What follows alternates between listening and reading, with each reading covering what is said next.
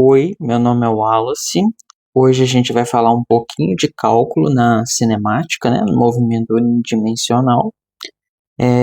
Espero que vocês leiam a descrição, né, e que tentem resolver isso daqui que eu vou fazer, né, antes que eu faça, né, porque é um bom exercício aí, beleza?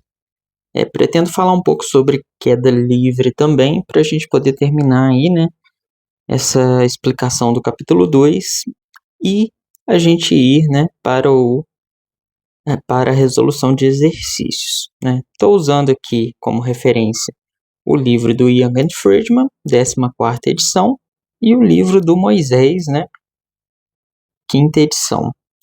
Ambos o volume 1, né? Então, vamos lá, né? Olha só, a aceleração, né, instantânea, a gente mostrou, né, aí há um tempo, deixa eu voltar aqui, que ela é igual, né, a isso aqui, ó, dv dt, né? Ou seja, é a derivada da velocidade em relação ao tempo, né? Então, vamos usar isso aqui embaixo.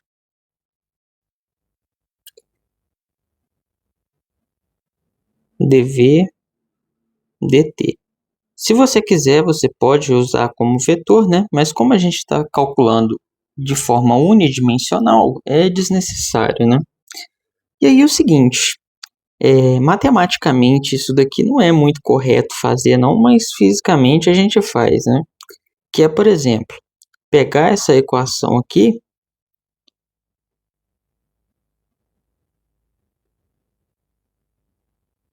e multiplicar ela por dt dos dois lados. Dessa forma, assim. E aí a gente pode, né, cancelar isso daqui. Então, desse jeito que eu estou fazendo aqui, eu estou considerando, né, que o dv é um elemento de velocidade bem pequenininho, né, infinitesimal, e o dt é um elemento de tempo, né, bem pequenininho também. Na matemática, isso daqui é uma notação, né? Então, dv dt indica notação de derivada, né? Na física, a gente faz isso daqui porque funciona, né? Tem aí algumas coisas que dá para poder provar que pode fazer isso daí, né? Que dá a mesma resposta. Mas eu não vou mostrar isso aqui não, porque na verdade nem eu sei fazer isso ainda, tá? Dizem que não é muito complicado, mas na física a gente usa isso daí direto. Então, funciona, né? Então, vamos lá. Aqui eu vou só escrever dessa forma aqui, ó. Só vou trocar de lado. Pôr o dv do lado esquerdo e o ADT do outro lado. Como a gente está considerando que os dois são números, né? A gente pode trocar eles de ordem, né? Porque números reais são comutativos. Beleza. Então a gente tem isso daqui.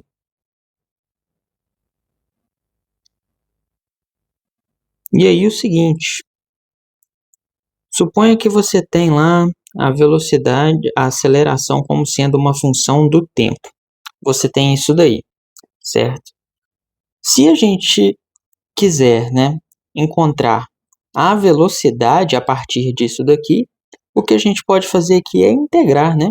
Integrar esse cara aqui, a gente vai conseguir achar essa velocidade. Como que a gente faria isso, né? Temos que integrar dos dois lados. Eu vou colocar uma linha aqui, porque é o seguinte, eu vou considerar que o ponto inicial da integração é na velocidade inicial e o ponto final é na velocidade final. Aí eu coloquei essa linha aqui para poder indicar que esse V aqui não necessariamente é o mesmo que esse V aqui, tá? Então, beleza.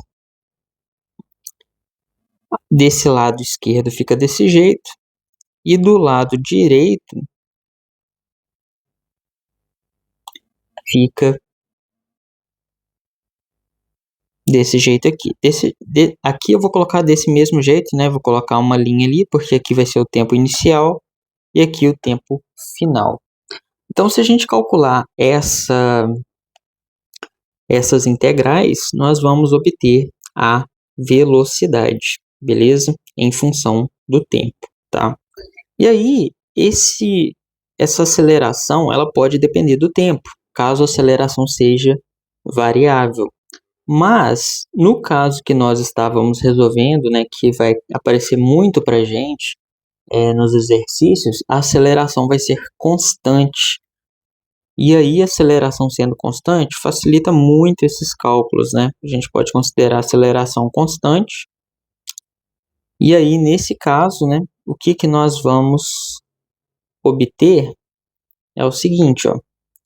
Vou colocar aqui V0 até V, V'. Se a aceleração for dV', né? Se a aceleração for constante,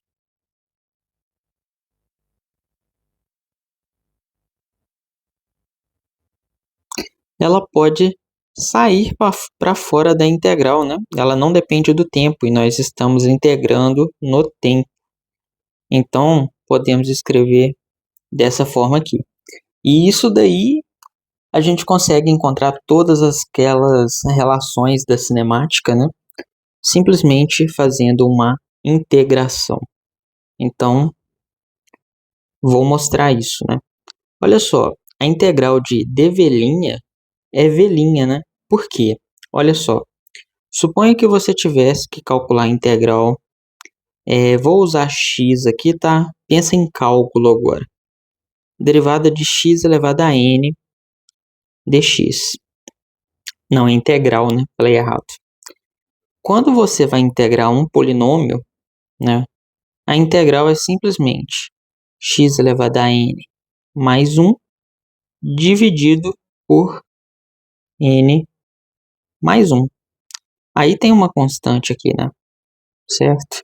Só que nós estamos fazendo a integral definida. E na integral definida, a constante some, né? Então a gente não vai precisar ficar colocando essa constante, não. Beleza? Vocês podem fazer esse teste aí. Então é o seguinte. Vamos lá, né? Eu quero integrar esse dV'. Integral de dV'. Vou escrever assim. Observe, né? Que é como se tivesse um V' aqui elevado a zero multiplicando esse dV'. Por quê?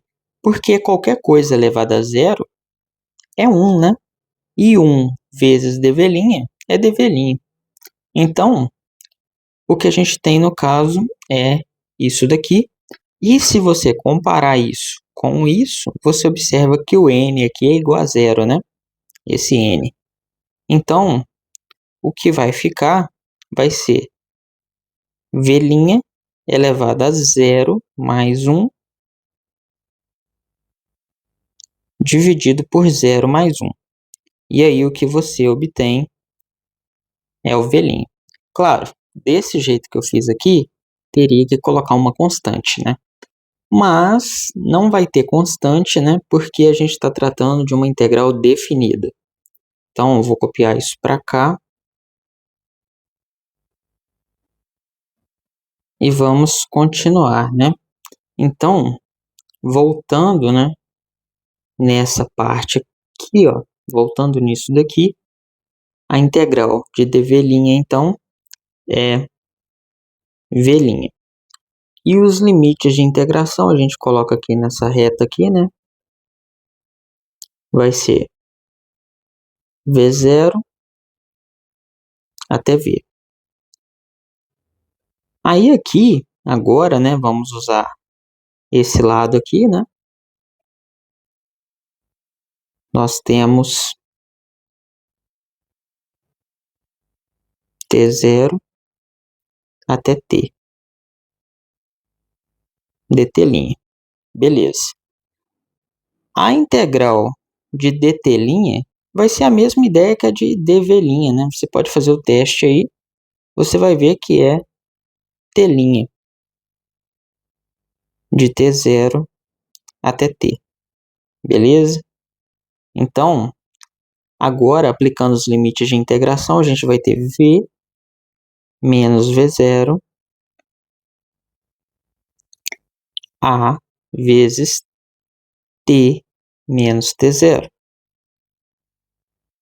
E assim a gente encontra que V é V0 mais AT menos T0. Só que normalmente, né, a gente considera que o tempo inicial é igual a zero. Então, com isso, a gente obtém que a velocidade, eu posso colocar a velocidade em função do tempo, né? Não tem problema, é V0 mais AT. Então, a gente encontra aí, né, uma das equações da cinemática para a aceleração constante, beleza?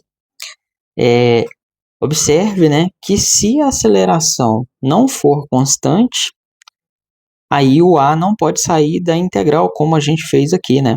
E aí você tem que integrar com A aqui dentro, tá? E aí o resultado vai ser totalmente diferente desse daqui. Ou seja, isso daqui é só se a aceleração for constante. Se a aceleração não for constante, você vai ter que calcular essa integral para poder ver, né, o que vai dar, beleza?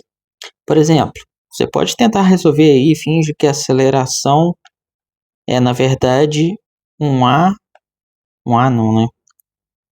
A vezes T. Quando você for ver, né, essa integral aqui, por exemplo, só resolver só esse lado, porque o outro lado vai continuar sendo o mesmo resultado, né? Então seria AT, linha, né, DT, linha. Esse A aqui é uma constante, né, então ele pode sair para fora da integral, e aí a gente fica com isso daqui. E se a gente for, né, aplicar essa relação aqui, ó, o T' está elevado a 1, né? Se você olhar aqui, então o N é igual a 1. Então ficaria A T', 1 mais 1, 2, sobre 2. Isso de T0 até T, né? Vamos supor que o T0 é 0, né? Para poder facilitar. E aí a gente ia ter então que a aceleração nesse caso, né? Seria, não aceleração, né? O resultado seria AT quadrado sobre 2. E aí você já ia observar, né, que teríamos que a velocidade final menos a velocidade inicial, né, isso resolvendo esse lado de cá, seria então igual a AT quadrado sobre 2. Então a gente já teria aí um resultado totalmente diferente, né, só porque eu coloquei esse T aqui na aceleração.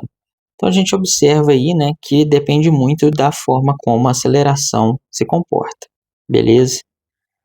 Aí tá bom, então, obtemos essa relação. Só que, se voltarmos mais ainda, né, no que a gente já fez aqui, ó, a gente vê que a velocidade, ela é um dx/dt, né? A velocidade instantânea é dx/dt. Então eu posso pegar isso daqui, ó. Posso pegar isso, voltar aqui embaixo, né, no que a gente está fazendo, e colocar aqui, ó. E aí eu posso fazer aquela mesma coisa que a gente fez, então eu posso escrever que dx é igual a v dt, beleza? E aí, de forma semelhante, né, nós vamos ter que de x0 até x, de 1 dx' é igual a integral, né, de v de t, tá? dt', isso indo de t0 até t, certo? Então, a velocidade sendo desse jeito aqui, né, com aceleração constante, a gente pode substituir ela aqui, beleza? E aí calcular para ver qual que seria a posição no movimento de aceleração constante. Mas se a aceleração não for constante, né, a velocidade a gente vai ter que calcular fazendo isso daqui, né, fazendo aí esse processo aqui, e aí a gente vai obter um valor para essa velocidade, e aí essa velocidade a gente tem que substituir aqui dentro para poder saber como que vai ser a posição nesse caso, beleza? Mas, como eu estou fazendo aqui para o caso de aceleração constante, a velocidade é essa aqui mesmo. Então, o que a gente tem que calcular, na verdade, vai ser de t0 até t. Já vou considerar que o t0 é zero, tá? Para poder simplificar a nossa vida aí. E, então, é de v0 mais a t' dt'. Então, o que a gente tem que calcular é isso daí. E aí aqui, né, como é integral de dx', vai ser simplesmente x', né, de x0 até x. Beleza. Aqui, nós podemos multiplicar essa integral por esse v0 e depois multiplicar pelo dt' e fazer a mesma coisa aqui, né? Então, vamos fazer uma distributiva. Então, vai ficar de 0 até t, de v0, né? Multiplicando a integral pelo v0 e depois pelo dt'. Então, vai ficar dt'. Mais, né? Colocando esse sinal de mais aqui, vou multiplicar agora isso, vezes isso, vezes isso. Então, vai ficar a integral de 0 até t, né? De a t' dt'. Beleza. Esse x' aqui, nesse intervalo de integração, então vai ser x menos x0. Beleza? Na integral é sempre assim, tá? O ponto final menos o ponto inicial. Então, agora, o v0 ele pode sair para fora da integral. Por quê? Porque ele é uma constante, ele não depende do tempo. Então, a gente tem isso. E o a aqui, né, a gente considerou ele constante também, né? Então, o a pode sair para fora da integral. Então, o a pode vir aqui para fora. E aí, ficamos com isso. Beleza. Vamos continuar. Agora, nós vamos ter que utilizar, né, isso daqui, que é integral de polinômios, né? Vou escrever ela aqui no cantinho. E vou diminuir um pouquinho o tamanho. E vou colorir aqui também, né? Para não misturar. Beleza. Então, agora é o seguinte, ó. V0. Aí a integral de dt' vai ser simplesmente t', né? De 0 até t. Lembra, né? Por que que é t', né? É como se tivesse um t' elevado a 0, tt'. Aí o n aqui, então, né? Esse n aqui é 0. Então, vai ficar simplesmente, né? T' elevado a 0 mais 1 sobre 0 mais 1. Ou seja, vamos ter T', beleza? Então, é bom entender esse tipo de coisa, né? E aí, então, a gente tem isso, beleza? O A aqui fica aqui do lado de fora, né? E aí, aqui agora, essa integral aqui, né? Como se tivesse um 1, né? Elevado aqui. Então, o resultado vai ser T', aí vai ser 1 mais 1, 2, sobre 1 mais 1, 2, beleza?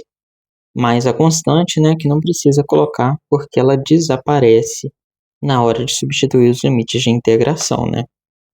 Façam o teste. Então, a gente vai ter a t' ao quadrado sobre 2 de 0 até t.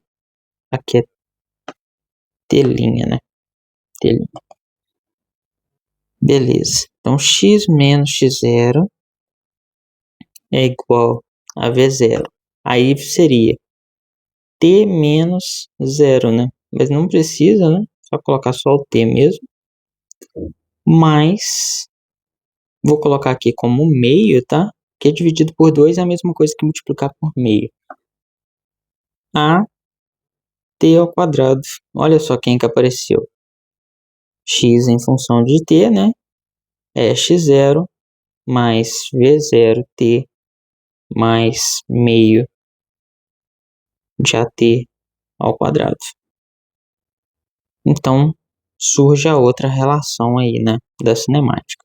E aí, como eu mostrei no vídeo passado, né, para achar a equação de Torricelli é só isolar o tempo nessa daqui, né, isola o tempo nessa daqui e substitui nessa daqui. Aí a gente encontra a equação de Torricelli. Então é basicamente isso que a gente está fazendo, né? Quando você calcula a integral, você está calculando a área, né? Pensa só, por exemplo, voltando aqui nesse caso aqui de cima, né? Você tem o gráfico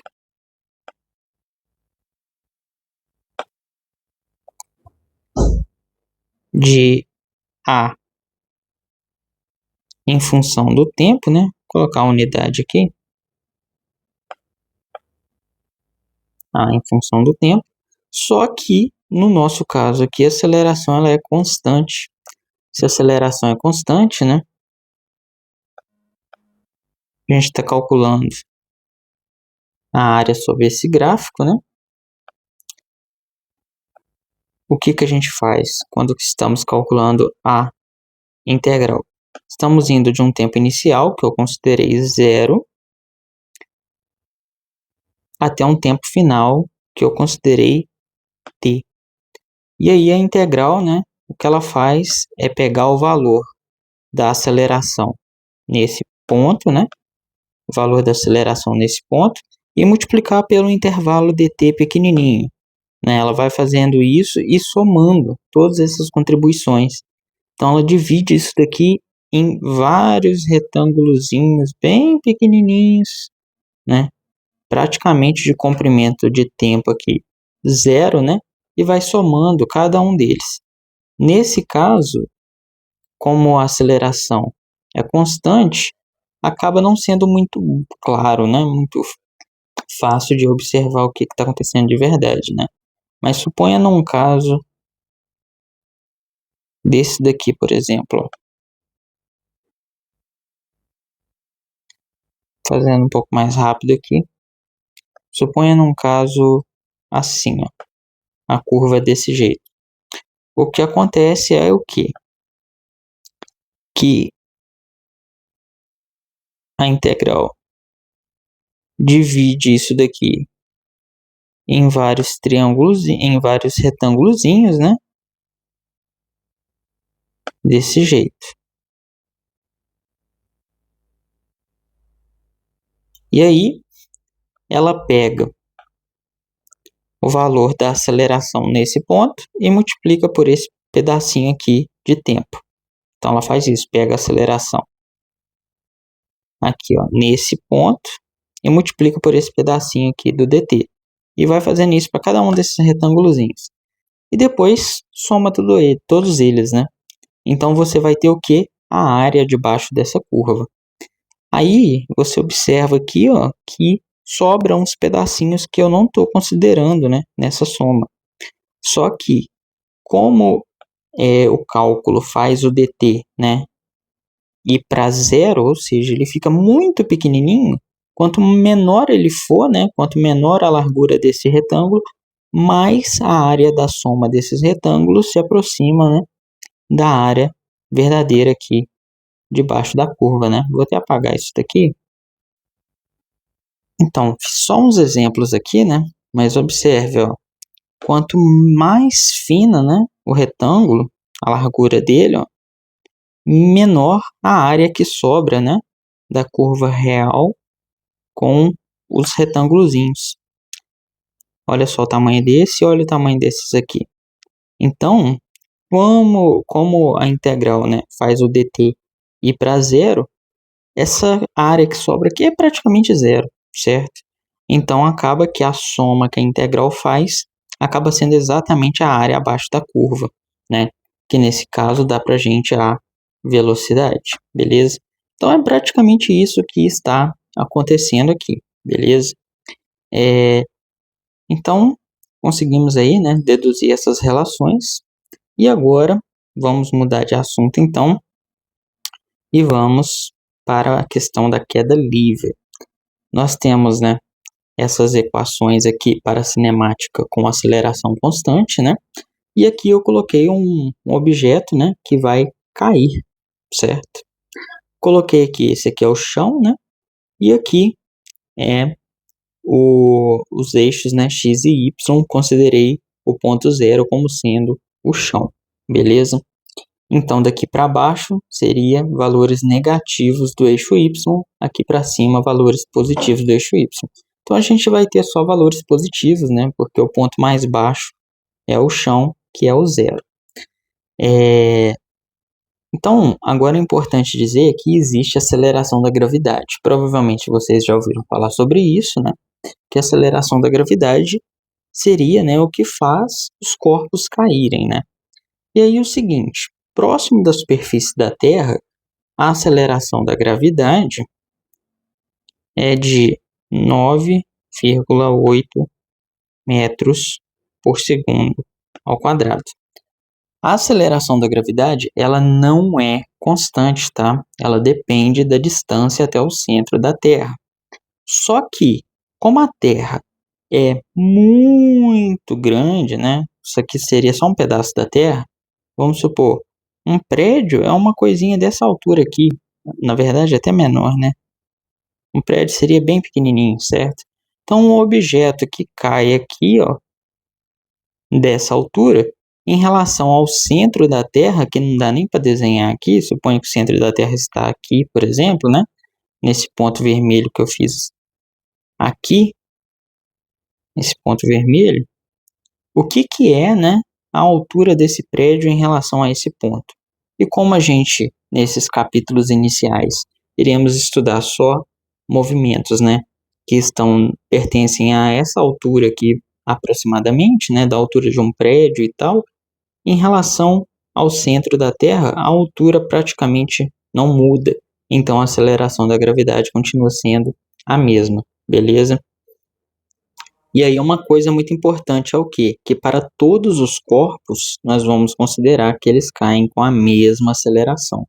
Só no capítulo 12 que a gente vai mostrar que a aceleração da gravidade, né, depende aí da altitude, certo? Da distância até o centro da Terra. Mas para a gente aqui, então, nós vamos considerar que a aceleração da gravidade é uma constante, beleza? Sempre vai ter esse valor.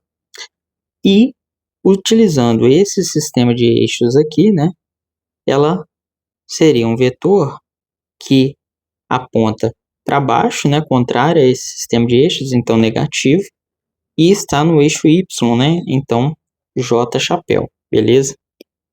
Então seria esse vetor aqui. Ou seja, todos os corpos caem com essa aceleração da gravidade, tá? 9,8 metros por segundo ao quadrado. O que significa isso? Que a cada segundo a velocidade de queda do objeto aumenta de 9,8 metros por segundo, tá? Então, no primeiro segundo, ele vai da velocidade zero até 9,8 metros por segundo. No segundo segundo, ele aumenta mais 9,8 metros por segundo, entendeu? Então, ele vai estar com o dobro dessa velocidade no final do segundo segundo. No final do terceiro segundo, ele está com o triplo dessa velocidade. E assim vai, tá? Então, vamos lá, né? Mais para frente a gente explica melhor, né, como que funciona a aceleração da gravidade e tal. Então, aqui agora, eu vou utilizar essas equações aqui, né? Porque, como estamos considerando que a aceleração da gravidade é constante, podemos considerar o movimento de cinemática com aceleração constante, né? Que são essas equações que a gente já deduziu aqui. Então, o movimento agora não ocorre no eixo x. Então, eu vou colocar aqui que é um VY, né? VY final, tá? O V0y vai ser um V0y inicial. E para esse sistema de eixos aqui, eu vou montar as equações. Então, se você escolher outro sistema de eixos, as equações vão ficar diferentes, tá? Você poderia escolher, por exemplo, esse sistema de eixos, tá? Nada te impede de escolher esse sistema de eixos. Só que, nessa situação, o resultado, né, os resultados vão ser iguais, né? A situação física não pode depender do sistema de eixos, mas como é que fala? A forma de resolver é diferente, beleza? Mas vamos usar então esse sistema aqui que é o mais comum a se usar, né? Então, olha só, a aceleração agora é a aceleração da gravidade. Só que a aceleração da gravidade aponta para baixo, né? Contrário ao eixo positivo y que a gente escolheu. Então, ela é negativa. Então, essa equação fica desse jeito. Agora, vamos reescrever essa equação aqui, ó.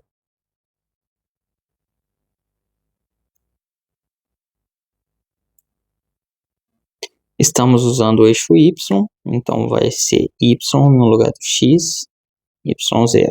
Beleza. A velocidade inicial, né? Aí depende. Se a velocidade, vamos supor que o objeto é solto, né, do repouso, se ele é solto do repouso, a velocidade inicial é zero. E esse termo aqui desaparece. Se ele é arremessado para cima, né, se ele tem uma velocidade inicial para cima, então esse termo é positivo. Desse jeito, né? Então fica assim.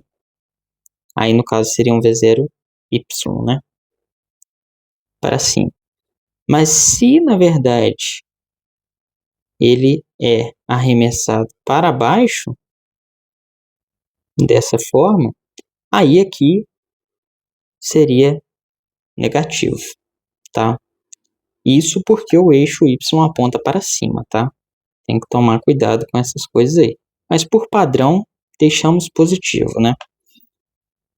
Agora, a aceleração da gravidade, né, que vai entrar no lugar do g, como eu fiz na equação anterior, ela aponta para baixo, o eixo y aponta para cima.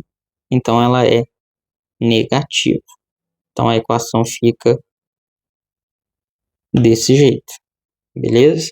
E agora, por último, né, a equação de Torricelli, que a gente tem aqui v igual v0 ao quadrado igual v ao quadrado igual a v0 ao quadrado mais 2a delta x. V final agora é vy final. V0 ao quadrado agora é v0y ao quadrado. A aceleração da gravidade, como eu disse, ela é negativa para esse sistema de eixos. E agora estamos tratando o movimento no eixo y. Então, as equações que nós iremos utilizar, né, para um movimento em queda livre será